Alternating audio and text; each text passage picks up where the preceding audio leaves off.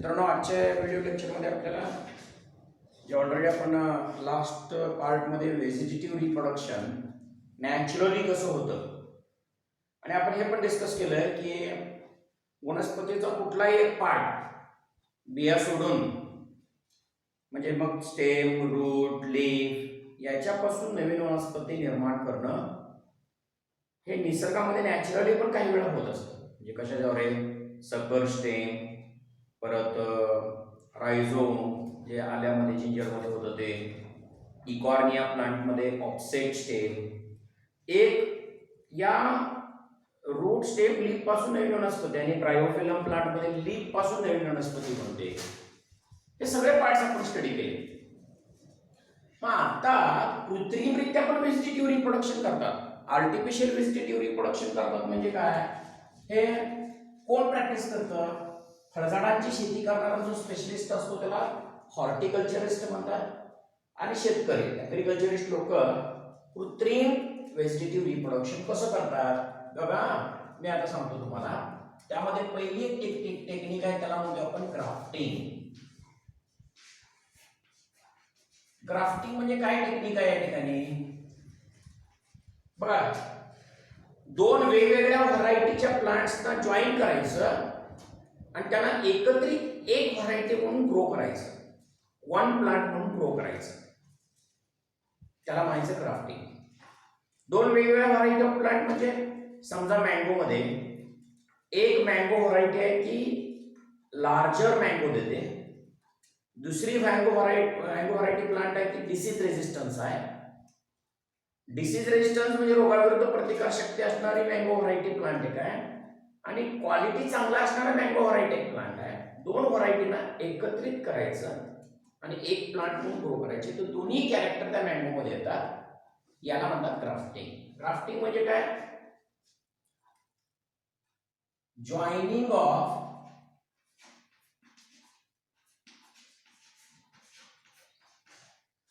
two different varieties of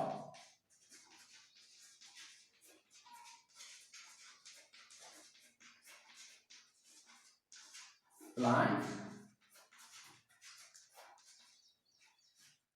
and growing them as one plant.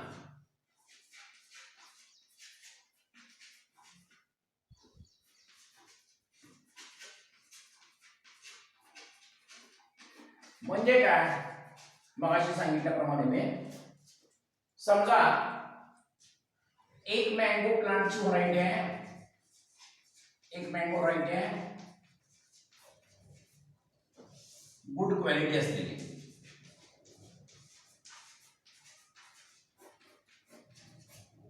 आणि एक mango variety आहे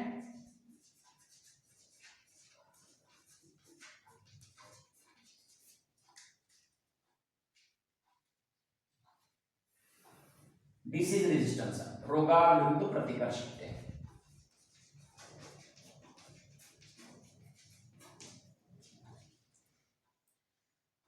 पण गुड क्वालिटी म्हणजे त्याचं उत्पन्न जास्त हाय यील्ड असतं.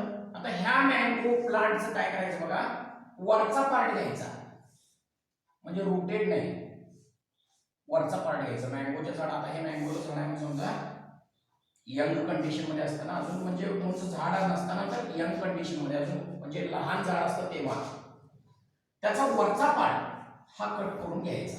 वरचा पार्ट कुठला मँगो व्हरायटी गुड क्वालिटी आहे, त्याचं उत्पन्न जास्त आहे. मँगो जेवढा कोवळा असतं, झाड कोवळा असतं त्यावेळेला त्याचा वरचा पार्ट असं कट करून घ्यायचा. त्या वरच्या पार्टला म्हटलं जातं सयॉन.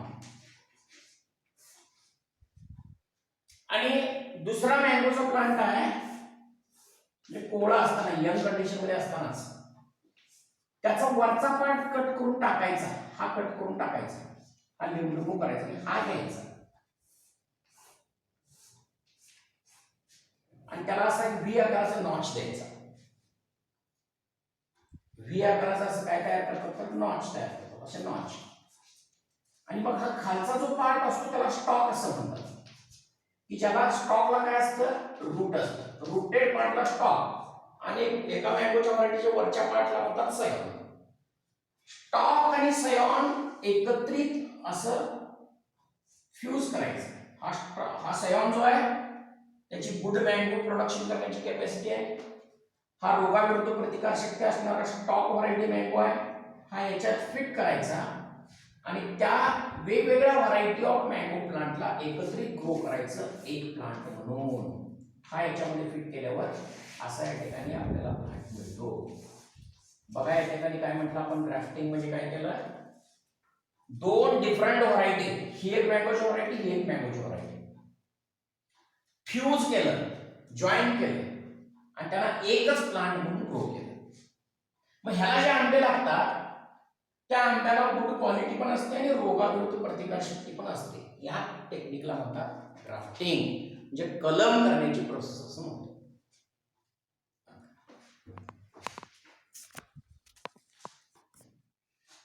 आता ग्राफ्टिंग मध्ये आणखी एक प्रकार आहे बर्डिंग म्हणून.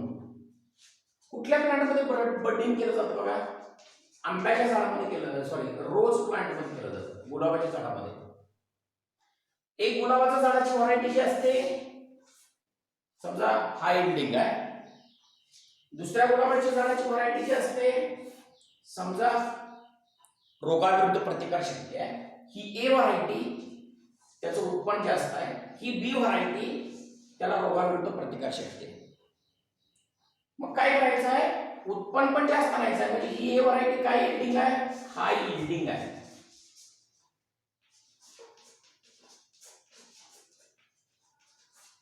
आणि ही काय आहे बी व्हरायटी, डिसीज रेजिस्टंट आहे. मग बी व्हरायटीचा थोडासा पार्ट असा कट करून घ्यायचा, त्याला म्हणतात बड, हा बड. आणि ए व्हरायटीची हाय यील्डिंग आहे त्याच्यामध्ये थोडासा असा एक नॉच तयार करायचा, असा हा भाग कट करायचा, तिथला भाग काढायचा. आणि हा बड जो रोगाविरुद्ध प्रतिकारशक्ती आहे, हा बड नेऊन ए व्हरायटीला इथं लावला की याचे डिसीज रेजिस्टन्स कॅरेक्टर ए व्हरायटी मध्ये येतात.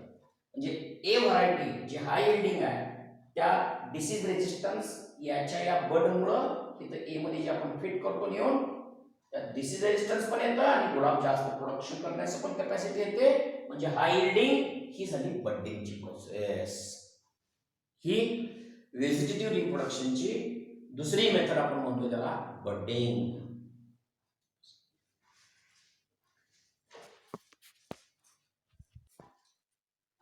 आता बघा आणखीन एक आर्टिफिशियल व्हेजिटेटिव्ह जो प्रकार आहे त्याला म्हणतो आपण लेअरिंग. जॅस्मिन प्लांट मध्ये या ठिकाणी लेअरिंग केलं जातं. बघा लेअरिंगचे वेगवेगळे प्रकार आहेत. मग बघा लेअरिंग करत असताना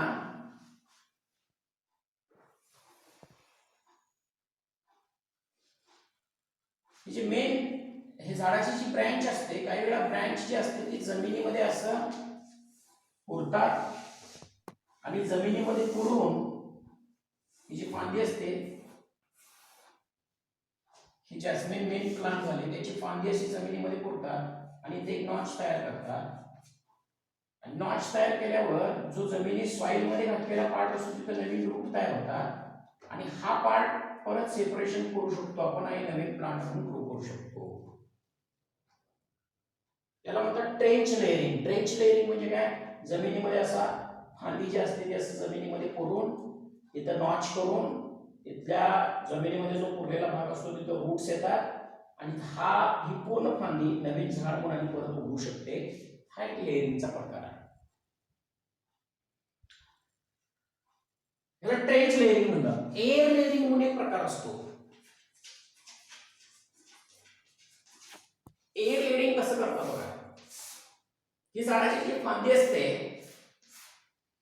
या फांदीचं इथलं जे पार्ट असतं वरचा भाग असं काढला जातो पूर्णपणे आणि फक्त झायलम ठेवलं जातं, बार्क वगैरे काढलं जातं आणि इथं मग माती वगैरे लावली जाते. चिखल जास्त म्हणजे माती पासून बनलेलं चिखल असतं ते आणि शेण वगैरे लावून एवढं प्लास्टिकने पार्ट बांधून घेतला जातो. याला म्हटलं जातं एअर लेअरिंग किंवा याला बुटी असं म्हणतात. याला बुटी किंवा एअर लेअरिंग असं म्हणतात.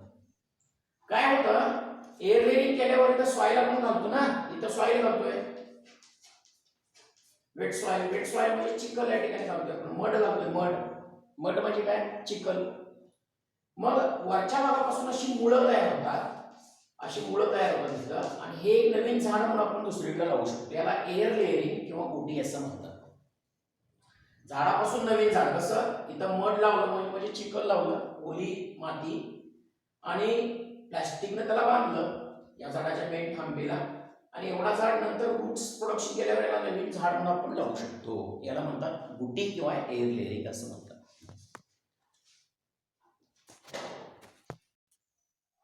हे बघा, आता आपण व्हेजिटेटिव्ह रिप्रोडक्शन, आर्टिफिशियली कलम करण्याची प्रोसेस किंवा ग्राफ्टिंग करण्याची प्रोसेस किंवा लेअरिंग करण्याची प्रोसेस ही का करतात, व्हेजिटेटिव्ह रिप्रोडक्शन का केलं जातं. एक तर बघा, ज्या वनस्पती बिया निर्माण करत नाहीत, सीड प्रोडक्शन करत नाहीत, त्यांच्यात इजी आणि चीप मेथड कुठली आहे तर व्हेजिटेटिव्ह रिप्रोडक्शन आहे.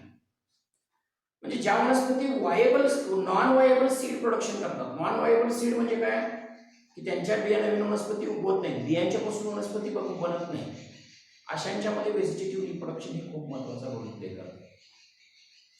आता स्टेम कटिंग्स, शुगर केन मध्ये आपण सांगा बिया कुठे घालतोय, शुगर केन मध्ये म्हणजे जे ऊस आहे त्या ऊसाचे आपण कट्स करतोय, स्टेम कट करतोय, आणि ते स्टेम कट करून जमिनीमध्ये पेरतोय आपण, आणि नवीन प्लांट या ठिकाणी घेतोय. बघा कसं, उदाहरणार्थ आता शुगर केन आहे, तर आपण काय करतोय, हा भाग कट करून घेतोय, हा, जेणेकरून त्यात नोड असावा, हा नोड रिजन असलेला पार्ट, हिता असतं बड, असा भाग कट करून घेतोय शुगर केनचा, आणि या कट केलेल्या भागाला आपण जमिनीमध्ये पेरतोय, नवीन प्लांट घेतोय. बटाटो जे आहे त्याच्यात जे आई असतं, आई म्हणजे डोळा जो असतो बटाटोचा, काल आपण पाहिलोय, हा पोटॅटोचा जो डोळा आहे, आई म्हणजेच त्याला काय म्हटलं जातं, नोड. याच्यापासून हे प्लांट मिळवतात. म्हणजे काय फायदा आहे व्हेजिटेटिव्ह रिप्रोडक्शनचा, ही इजी आणि सोप्या पद्धतीने करता येतं. ज्या वनस्पती बिया निर्माण करत नाहीत त्यांच्यामध्ये व्हेजिटेटिव्ह रिप्रोडक्शन युजफुल असतं. ज्या वनस्पती नॉन वायबल सीड प्रोडक्शन करतात, नॉन वायबल सीड याचा अर्थ काय, की ज्यांच्या बिया जमिनीत पेरल्यावर वनस्पती उगवू शकत नाही, अशा वनस्पती आपण व्हेजिटेटिव्ह रिप्रोडक्शन मल्टिप्लाय करू शकतोय. आता ग्राफ्टिंग करणं म्हणजे बघा, दोन वेगवेगळ्या व्हरायटीना आपण एकत्रित आणतोय. एक मँगोची व्हरायटी आहे ती जास्त उत्पन्न देणारी आहे, दुसरी मँगोची व्हरायटी आहे ती रोगाविरुद्ध प्रतिकार शक्ती आहे. मग दोन व्हरायटीला आपण एकत्रित आणून एक व्हरायटी म्हणून करतोय, त्यांच्यात सुधारलेलं कॅरेक्टर आणतोय, चांगलं कॅरेक्टर आणतोय, म्हणजे पिकांच्या मध्ये सुधारणा करण्यासाठी व्हेजिटेटिव्ह रिप्रोडक्शन युजफुल आहे. हे फायदे सगळे व्हेजिटेटिव्ह रिप्रोडक्शनचे आहेत. आणि मदर प्लांट प्रमाणेच जसं ओरिजिनल प्लांट असतं तसंच त्याचं नवीन प्लांट या ठिकाणी येतं, थोडे देखील बदल त्यामध्ये येत नाहीत. म्हणून व्हेजिटेटिव्ह रिप्रोडक्शन होमोजिनस प्लांट येतात, म्हणजे जेनेटिकली सिमिलर प्लांट येतात. हे फायदे कशाचे आहेत तर व्हेजिटेटिव्ह रिप्रोडक्शनचे आहेत. बघा काय फायदे आहेत व्हेजिटेटिव्ह रिप्रोडक्शनचे ते पाहूया.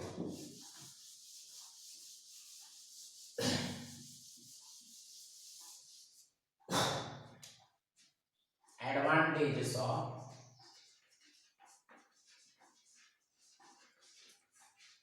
vegetative reproduction.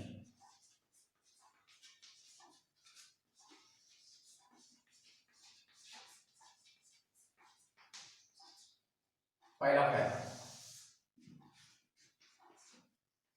Easy and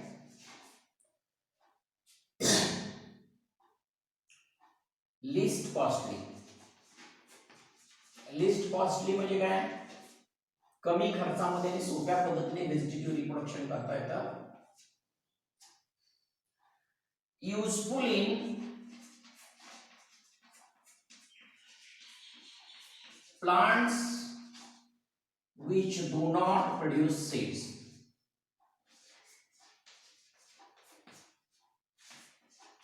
Which do not produce viable seed असं म्हणतात.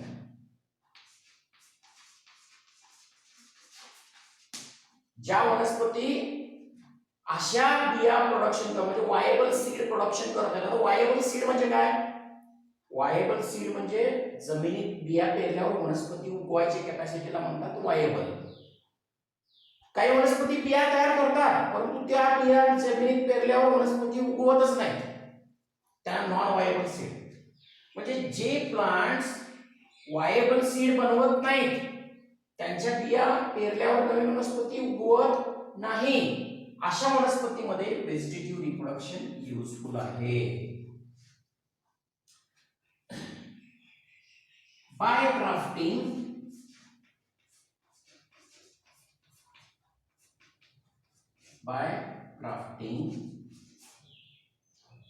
two different variety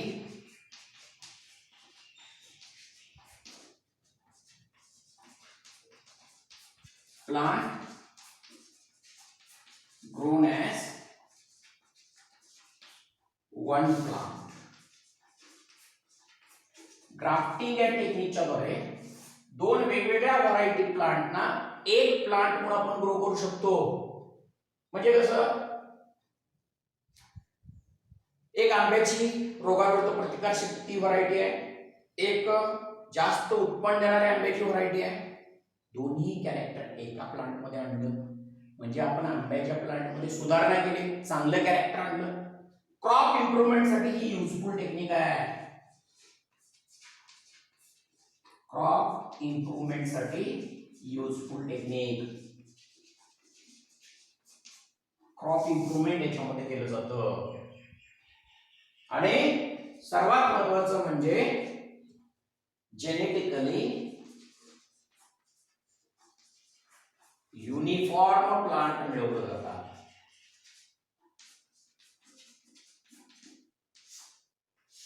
genetically uniform plant कसं काय?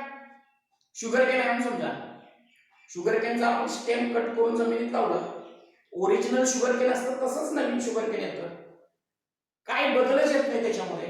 म्हणजे जेनेटिकली सिमिलर प्लांट आपण काढू शकतोय. म्हणजेच आपण काय ऑब्टेन करू शकतो या ठिकाणी? क्लोन ऑब्टेन करतोय. क्लोन म्हणजे ओरिजिनल प्लांट पासून नवीन प्लांट जो मिळवणार आपण तो त्यांच्या मदर प्लांट प्रमाणेच असतो, त्याला म्हणायचं क्लोन. हे फायदे व्हेजिटेटिव्ह रिप्रोडक्शनचे आहे.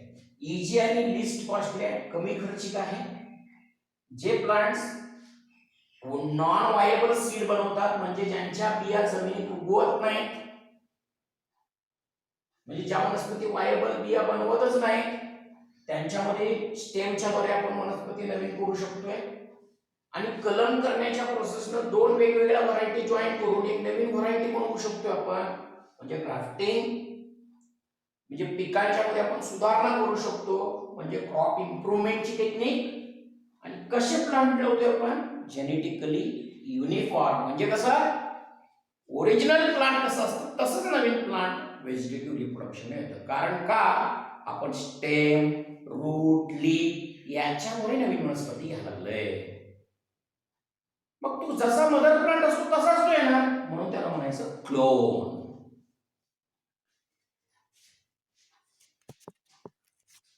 आता इथपर्यंत आपण व्हेजिटेटिव्ह रिप्रोडक्शन म्हणजे काय हे स्टडी केलं.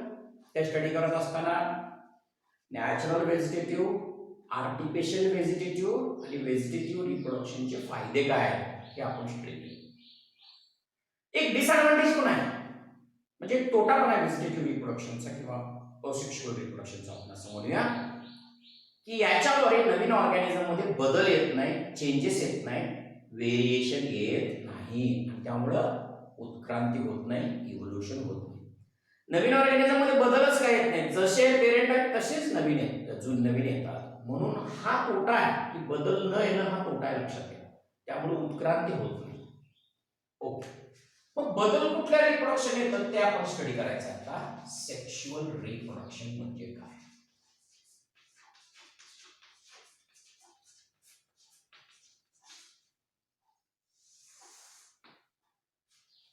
काय कॅरेक्टर्स आहेत बघा sexual रिप्रोडक्शनचे? Involves a formation of male and female gametes by same individual or individuals of two different individuals of opposite sex. याचा अर्थ काय बघा, म्हणजे काय, इथं मेल आणि फिमेल गॅमेट बनतं एकच प्राण्यापासून किंवा दोन वेगवेगळ्या प्राण्यांच्या पासून, म्हणजे मेल आणि फिमेल पासून. याला म्हणतात sexual reproduction. Involves formation of male and female gamete by same individual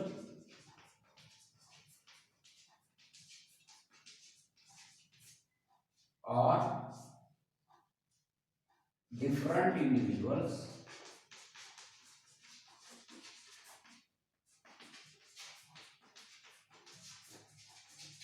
of opposite sex.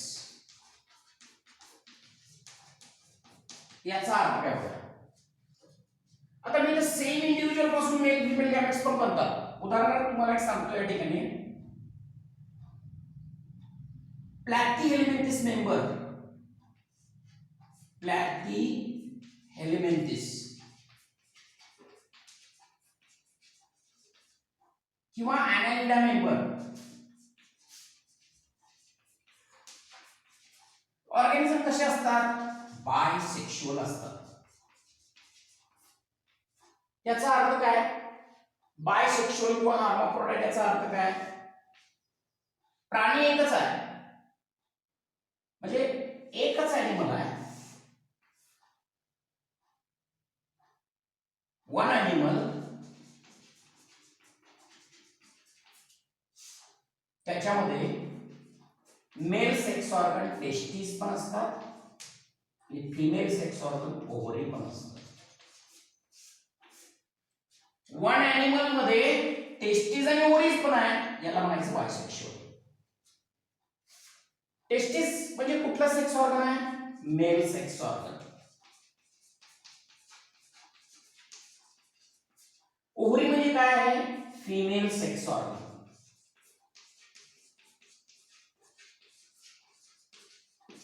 एकाच प्राण्यामध्ये मेल सेक्स ऑर्गन पण आहे, फिमेल सेक्स ऑर्गन पण आहे, याला म्हणायचं बायसेक्शुअल. मग मला सांगा, हा एकच प्राणी मेल सेक्स ऑर्गन पासून कुठला गॅमेट बनवू शकतो रे? मेल गॅमेट बनवू शकतो. आणि फिमेल सेक्स ऑर्गन पासून फिमेल गॅमेट बनवू शकतो. म्हणूनच इथं म्हटलेलं आहे मेल आणि female gamete produced by the same individual, म्हणजे एकाच प्राण्यापासून मेल गॅमेट पण बनवू शकतो, फिमेल गॅमेट पण बनवू शकतो. का? कारण एकाच प्राण्यामध्ये टेस्टिस आणि काय आहे? ओव्हरी. टेस्टिस म्हणजे मेल सेक्स ऑर्गन, ओव्हरी म्हणजे फिमेल सेक्स ऑर्गन. अशा प्राण्यांना म्हणतात बायसेक्शुअल. असा प्राणी एकच असतो, त्या दोन्ही गॅमेट बनतात. किंवा असं म्हटलंय different individuals of opposite sex. For example ह्युमनचं घ्या. ह्युमन मध्ये काय असतं? मेल आणि फिमेल. मेल कुठला गॅमेट बनवतो? Male gamete. आणि फिमेल काय बनवते? फिमेल गॅमेट बनवते. म्हणजे ह्युमन मध्ये बघा, मेल हा वेगळा इंडिव्हिज्युअल, फिमेल हा वेगळा, म्हणजे सेक्सेस सेपरेट आहेत तिथं. मेल जो आहे तो स्पर्म बनवतो आणि फिमेल जे आहे ते फिमेल गॅमेट म्हणजे एग बनवते. म्हणजे नेमकं काय, इथं सेक्सेस सेपरेट असतात. ही युनिसेक्शुअल आहे. ह्युमन बीइंग काय आहे? युनिसेक्शुअल आहे. मग युनिसेक्शुअल प्राण्यांच्या मध्ये मेल जो आहे तो मेल गॅमेट बनवतो, फिमेल जे आहे ते फिमेल गॅमेट बनवतात. म्हणजे दोन वेगवेगळे इंडिव्हिज्युअल, मेल हा एक वेगळा आणि फिमेल हा एक वेगळा, दोघं वेगवेगळे गॅमेट्स बनवतात. हे पण sexual रिप्रोडक्शनच.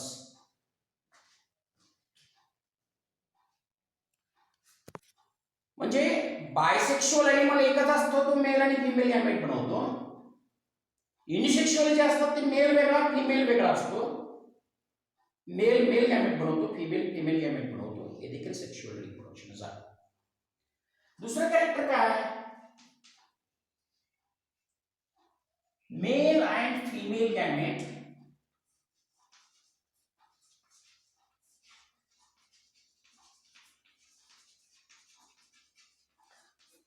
fuse to form zygote and zygote form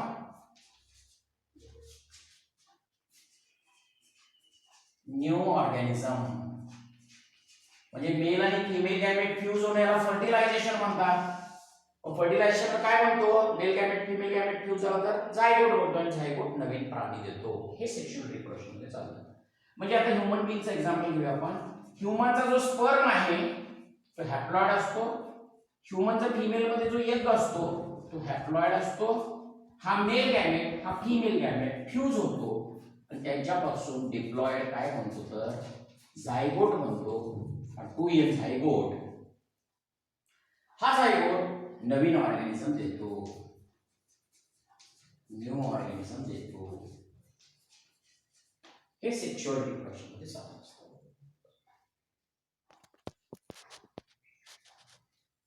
बघा आपण सेक्शुअल रिप्रोडक्शन स्टार्ट केलेलं आहे.